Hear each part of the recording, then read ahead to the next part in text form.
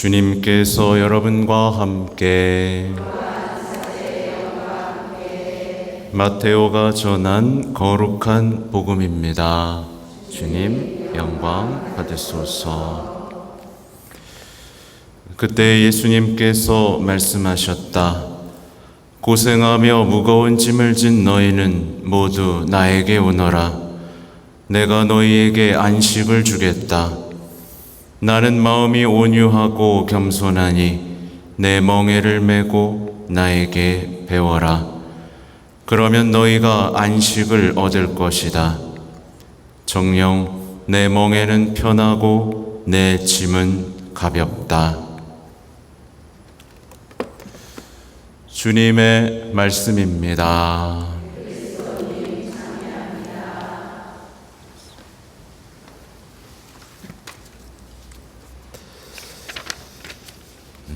찬미 예수님. 네, 오늘 또 떨기나무 속에 떨기나무 안에서 모습을 드러내신 이제 하느님과 이제 모세가 이제 대화를 나누는 장면인데, 우리가 이제 생각해 볼 필요가 있는 게 뭐냐면, 사실 우리 신앙인들은 하느님의 이름을 알지 못합니다. 그렇죠? 하나님께서는요, 뭐랄까요? 아브라함의 하느님, 이삭의 하느님, 요셉의, 야곱의 하느님, 이렇게 불렸죠. 네. 누구 아빠, 이렇게, 그죠? 이렇게 불렸어요. 그리고 모세가 이름을 여쭙자, 나는 있는 나다. 그죠? 이렇게. 이 말이 다르게 표현하면 뭐죠? 네가 알 필요 없다. 이거예요. 나는 있는 나야. 너가 함부로 부를 수 있는 사람이 아니고 너가 알 필요도 없어. 그리고 그리스도인들은 예수님을 만난 뒤에 하느님을 뭐라고 부르죠? 하느님은 사랑이시다. 이렇게 부르고 있습니다. 그래서 우리는 이름을 정확히는 모르지만, 여러분 하느님 알아요, 몰라요? 알아요? 왜 대답이 알아요, 몰라요? 사랑하는 사람은 하느님을 압니다. 근데 사랑 못 해본 사람은 평생 하느님 모르죠. 지금 성경 구절 얘기한 겁니다.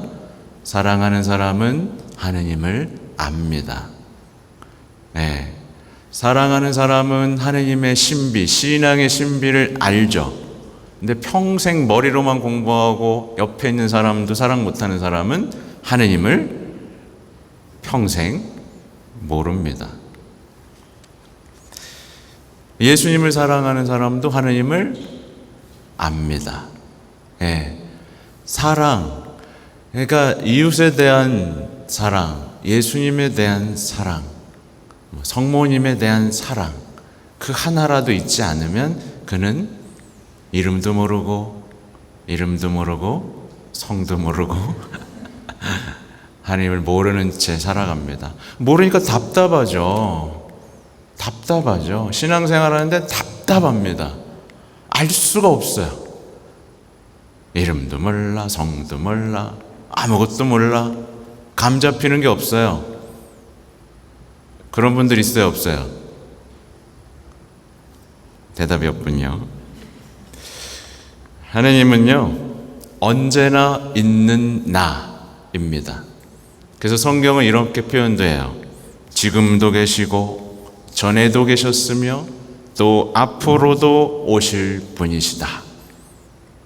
노래도 있어요. 오늘도 계시고 전에도 계셨으며 또 앞으로 오실 하느님. 얼마나 아름답습니까? 하느님이 아닌 존재는 어떻죠, 그럼? 있다가도 없고, 없다가 있다가 사라지고, 다 그렇습니다. 하느님이 아닌 존재는 다. 그렇죠? 없다가 있고, 있다가 없고. 그러니까 있는 분에게 희망을 걸어야 우리가 희망이 생기고, 있는 분께 위로를 얻어야 위로를 얻습니다. 있다가도 없고 없다가도 있는 것에 내 위로를 찾고 내 희망을 찾는 사람은 그래서 어떻게 돼요?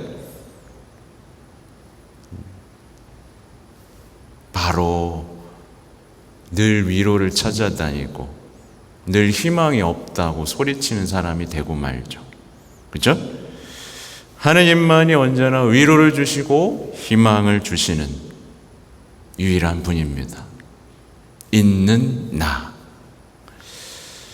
그래서 하나님께서는 있는 나인데, 그럼 우상들은 뭘까요? 아무것도 아닌 것들입니다. 그렇죠? 아무것도 아닌 것들입니다. 그래서 있는 나와 사랑에 빠지면 어떻게 될까요? 네, 영원 속으로 갈 수 있게 되죠. 근데 아무것도 아닌 것과 사랑에 빠진 사람은 어떻게 될까요? 심지어 우리는 뭐예요? 있는 나예요? 아무것도 아니에요? 에? 왜 뭐야? 하느님만 있는 나고 우리는 아무것도 아니에요. 그죠? 그러니까 하나님과 사랑, 있는 나와 사랑에 빠지지 못한 모든 존재는 험으로 돌아가게 되어 있습니다. 근데 오늘날 많은 신앙인들조차 하나님과 사랑에 빠집니까? 아무것도 아닌 것과 사랑에 빠집니까? 네. 아무것도 아닌 것과 사랑에 빠졌다. 네. 그러니까 오늘 잘 보세요. 이게 핵심입니다. 오늘 많은 사람들이 하느님과 사랑에 빠져야 되는데 아무것도 아닌 것들과 사랑에 빠진 다음 그 아무것도 아닌 것과의 사랑을 지켜달라고 하느님을 찾아옵니다. 이게 무슨 말씀인지 아시겠죠? 이거 알아들으면 다 된 겁니다. 근데 하느님과 사랑에 빠지지 않고 아무것도 아닌 것과 사랑에 빠진 것을 성경적 표현으로 하면 뭐죠? 불륜이죠. 그죠? 근데 불륜에 빠졌는데 주님, 제 이 불륜, 이 뜨거운 사랑, 이 위로를 지켜주세요 라고 하나님께 울부짖으면 이게 신앙인가요? 아닌가요? 아니죠. 근데 사람들은 이 엉뚱한 걸 신앙이라고 부르기 시작한 거예요. 아무것도 아닌 것과 사랑에 푹 빠진 다음에 주님, 이걸 지켜주셔야 됩니다. 이게 제 전부예요. 이게 제 희망이고요. 이거 없으면 저 못 삽니다. 그리고 지켜달래요.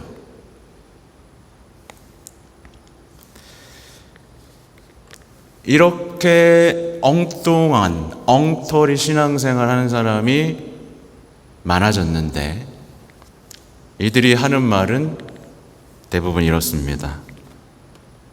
아무리 노력해도 믿음이 생기지 않아요. 당연하죠. 당연하죠. 아무리 희망을 가져보려고 해도 희망이 생기지 않아요. 당연하죠. 다 알겠는데 못하겠어요. 왜 저만 안 되죠? 당연하죠. 그리고 이제 질문하기 시작하죠. 하느님은 사랑이시라면서요. 왜 제 사랑을 지켜주지 않으시죠? 하느님, 있는 나라면서요. 정말 계신가요? 라고 묻기 시작했습니다.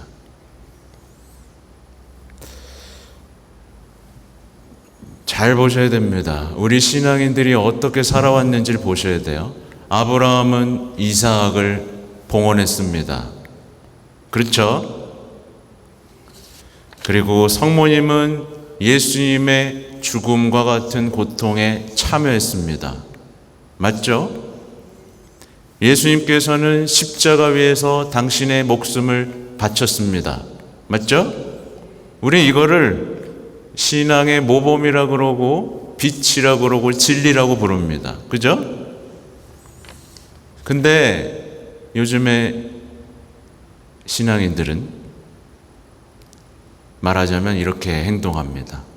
이상만은 안 됩니다. 이상만은 내놓을 수 없습니다. 이상만은 죽어도 내놓을 수 없습니다. 이상만은 지켜주십시오. 그리고 이걸 신앙이라고 말합니다. 알아들으시겠어요? 저는 성모님처럼은 못 삽니다. 예수님처럼은 못 삽니다. 그렇게 살고 싶지 않습니다. 라고 말하면서 이걸 신앙이라고 말하고 있습니다.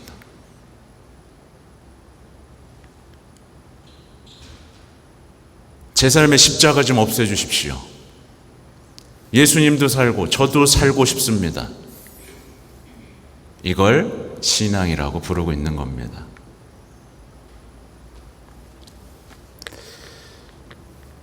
이집트는요, 우상들의 도시였습니다. 그렇죠? 우상들의 도시.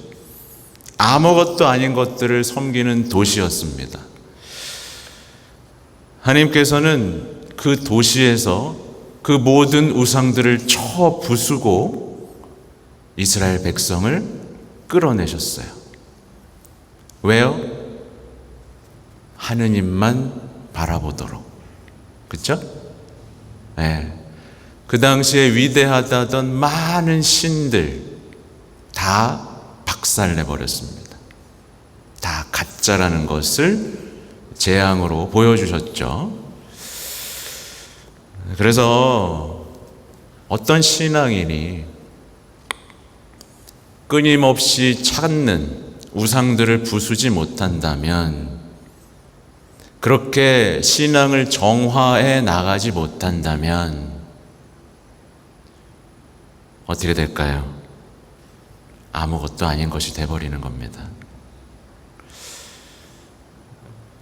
뭐부터 배워야 되겠어요? 발에서 신을 벗는 것부터 배워야 됩니다. 그분의 거룩함에 우리가 초대받았고, 우리는 세속적인 것들을 가지고 주님 앞에 설 수 없음을, 그분에 대한 두려움과 경외심으로 우리는 성전에 들어서야 됩니다. 죽음까지도 이기신 그분 앞에서 두려움 없이 말씀을 따를 각오가 되어 있어야 됩니다. 우상들은 언제나 죽음으로 위협합니다. 그죠? 너 이거 안 하면 그걸 아셔야 돼요. 근데 주님은 죽음을 없애셨죠. 그래서 오늘의 일독서의 얘기는 복음으로 이어질 수 있습니다. 고생하며 무거운 짐을 진 너희는 모두 나에게 오너라. 여러분, 고생 많습니다. 맞아요? 고생하고 짐 지고 계세요? 걸려들면 안 되는데. 우상들을 섬기는 자들은 늘 고생하며 짐을 지고 살아가요. 그렇죠? 그리고 이렇게 말을 합니다. 내가 겪는 고통은 아무도 이해하지 못할 거야. 그리고 홀로 끌어안고 살아갑니다. 그래서 누굴 찾아요? 하나님을 찾아요? 사람을 찾아요? 사람을 찾습니다. 하나님이 안 들어주실 걸 아는 거죠. 그래서 이들은, 우상 숭배하는 사람들은 자신의 이야기를 들어주는 사람, 자신의 편을 들어주는 사람을 찾습니다. 자신을 위로해 줄 사람을 찾아다니는 거예요. 그러면 이들의 고생과 짐은 작아지나요? 작아져요? 예, 더 커지고 그 사람에게도 얹어놓습니다. 그렇죠? 예, 여러분 사람들 얘기 많이 들어주죠?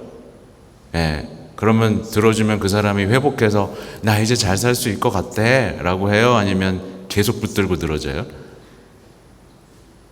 계속 붙들고 늘어지죠. 네, 우상을 섬기는 사람들의 짐은 절대 작아지는 법이 없습니다. 점점 커져서 그의 삶을 짓누르기 시작하죠. 이들에게 예수님이 힘을 쓸 수 있을까요? 없을까요? 예, 힘을 쓰려고 해도 못 씁니다.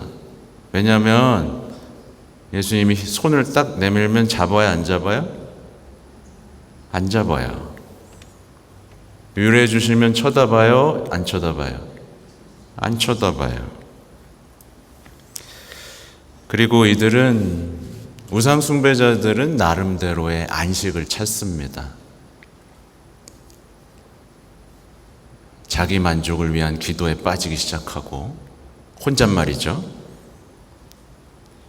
그리고 결정적으로 너무 힘드니까 눈과 귀의 쾌락을 찾기 시작합니다.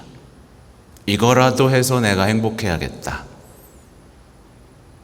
입과 몸의 쾌락을 찾기 시작하는 겁니다. 우상 숭배자들은 쾌락을 찾을 수밖에 없습니다. 힘들거든요. 많이 먹고 맛있는 거 먹고 좋은 거 보고 쾌락 찾고 그렇게 해야 삶을 버팁니다. 그래서 짐이 줄어드나요? 안 줄어들죠 또. 그래서 우상 숭배자들의 끔찍한 삶의 방식 보이시죠? 네. 그런 사람들에게 이제 예수님께서 말씀하시는 거예요. 고생하고 무거운 짐 진 너희는 모두 나에게 와라. 내가 안식 줄게. 나는 마음이 온유하고 겸손하니 내 멍에를 메고 나에게 배워라. 근데 말을 들어요, 안 들어요? 안 들어요. 이들은 성당에 옵니다만 예수님께는 아무것도 배우지 못합니다. 아무것도 배우지 못해요. 안식도 못 얻어요. 성당에 나오지만 안식은 세상에서 찾아요. 그리고 이렇게 말합니다. 신앙은 왜 이렇게 어려워? 그렇게 고집스럽고 완고하게 신앙은 참 어렵다라고만 얘기하죠. 여러분, 신앙이 어렵습니까? 어려워요? 네. 전 좀 안타까워요. 그래서 왜 어렵다고만 하지? 시키는 대로 해보지 않고 마치 온 신앙인이 나만 장수 같아요. 아니 7번 씻으라고 해서 씻으면 낫는데 왜 이렇게 고집을 부리면서 병을 갖고 살까? 왜 그렇게 고생하며 눈물 흘리고 힘들게만 살까? 아무튼 제대로 된 신앙, 우상을 부숴버리는 신앙, 예수님께 배우는 신앙으로 돌아오시기 바랍니다. 아멘.